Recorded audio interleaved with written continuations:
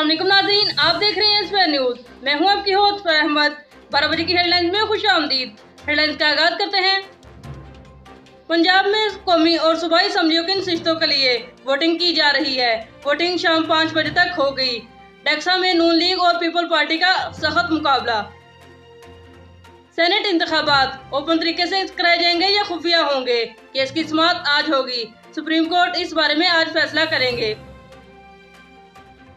वज़ीर आला उस्मान गुलजार का दावा। उन्होंने कहा कि माजी की हुकूमत की गलत पॉलिसियों की वजह से मुल्क असल रास्ते से भटक गया था, अपनी मंजिल को पहचान नहीं सकता था। लेकिन तहरीक इंसाफ ने ऐसी पॉलिसियां बनाई हैं जिसकी वजह से मुल्क अपनी असल मंजिल को पहचानने में कामयाब हो रहा है, माशियत भी बेहतर हो रही है। वज़ीर आज़म इमरान खान आज मियांवाली और अटक का दौरा करेंगे। मियांवाली के अंदर कॉलेज का इफ्तिताह किया जाएगा, जबकि अटक के अंदर क्रिकेट ग्राउंड का इफ्तिताह किया जाएगा और महम का शजरकारी भी की जाएगी।